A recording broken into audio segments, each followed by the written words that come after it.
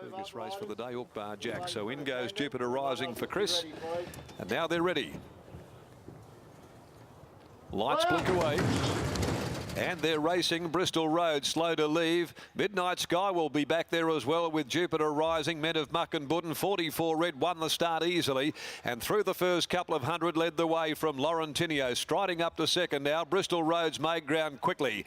Over on the outside next is Planets Align when they get going. It was being followed then by Niachi, who was out there very deep in fact, and even wider still in the middle of the track is Men of Muck and Budden with the white and black sleeves.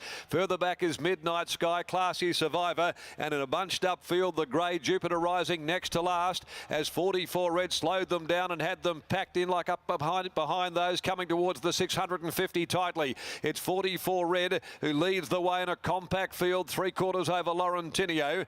Niachi is having to work out there deep. Bristol Road being urged along down near the rail, and they're being followed by Men of Muck and Budden. Back towards the inside, Pike will look for the short way home with Midnight Sky, and dropping out now Classy Survivor, Jupiter Rising and Planets Align, but 44 Red's off and going as they come around the corner, straightening up at the 275. He broke two in front of Laurentinio. Pike now works Midnight Sky out to the middle of the track, and it's coming with a great run. Midnight Sky at the 100, ranges up, grabbed the lead from 44 Red. They beat off Laurentinio, and Midnight Sky pulls away under hands and heels from the Whiz to beat 44 Red Laurentinio from well back. Jupiter Rising, then Men of Muck and Budden, Niachi, Bristol Road, Classy Survivor, a last start winner. Well, it weakened right out of it there today, never in the race really, and back with it towards the tail is Planets Align.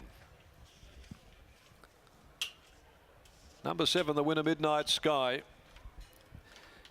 Pike was back there looking for shortcuts coming into the bend, and once he was able to get there and extricate out to the middle, that's been the preferred pathway for winners through the course of the meeting. It was just game over at the 100. Midnight Sky sailed past 44 Red. Laurentinio could offer no more, and running on from the back after being wide. It was an oddly run race. They were jammed up like sardines behind the leader, and quite a few covered additional ground, but no more than ever being probably 4 at the very, very worst, 5 lengths from the leader at any given stage of the race. Time is 1:23.94, 1:23.94. Midnight Sky, first run for the Durant Yard by my boy Charlie out of Midnight Special, well related for Peter's Investments, as they all are. W. Pike aboard, second placing to 44 Red by Congrats out of Cataclops, Chris Gangemi, Jared Noski, and then Laurentinio by Demerit from Tribal Secret, Jim Taylor and Taylor Stone. 35.42 is the last 600.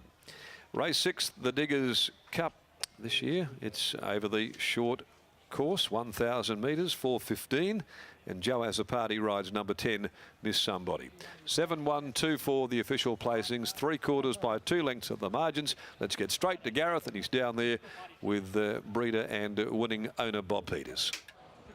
Yeah, Bob joins us here, Darren. Midnight Sky first up over the 1,400 metres, and it was Pike at his very best, but you must have been confident in the run. No, not really. she was way back at he found the short way home and helped. She was impressive, however, once he did get her out into some clear galloping room. Yes, she's a nice filly who's coming along well. As we said, we probably won't get a lot of runs out of her again this time. A little bit slow to mature, a bit like Neverland was. Took a long time, but hopefully she can be half as good. Now, Neverland was beaten. I still can't believe she got beaten at Perth Cup. I still think she won and defeated Star Exhibit that day, but she did get over a little bit more ground, Bob, and she was one of your favourites. So I would imagine this girl would have a special place in your heart as well. And what's the best trip for her? Oh, I think she'll get 2,000 metres, and maybe she'll get... you know, she'll be able to handle a given the ground, I think, because being by my boy Charlie, they seem to do that. So she's here for the winter. And that looks like now that she might have a pretty handy winter in her, especially when she gets to a big spacious track like Belmont as well. Yes, hopefully that's what she's here for. But as I said, I don't think we'll get a lot of runs out of her. But she's still growing, and we have to look after her. Okay, well done, Bob. Thank you. There's Bob Peters there, and Adam Durant, the winning trainer, walking past us in black today. is probably his best outfit we've seen him for quite some time. Now, Willie Pike will jump on those scales. It'll be interesting to see what Willie has to say about Midnight Sky, Brittany, and her performance. 44 Red was brave once again, and your horse, Laurentinio, first up, really never gave up that fight. Yeah, that's right, but I think the best ride won it there, and Willie's ride was fantastic. The horse will now catch up with Willie, but the horse, you were in a spot 3 back on the fence and just managed to shoulder off right at the right time, and the rest was history.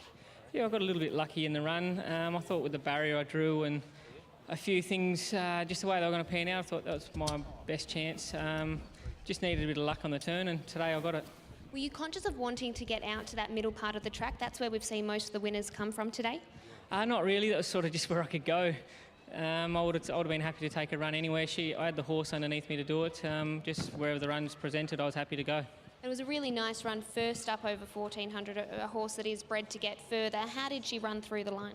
I thought she did actually peak a little bit getting the line. I'm not sure if that's just because she was in front and waiting or whether she peaked, but yeah, hopefully she'll take something from that. And yeah, I think it's a bit of a mental game with her. Just keep her head happy and we'll have a nice horse. Congratulations on the win. Thank you. Yeah, Brittany just pointed out that was Willie Pike at his very best there, defeating 44 Red was good, Brittany, and so was Laurentinio back there in third. And Jupiter Rising didn't have the best of luck back and forth there.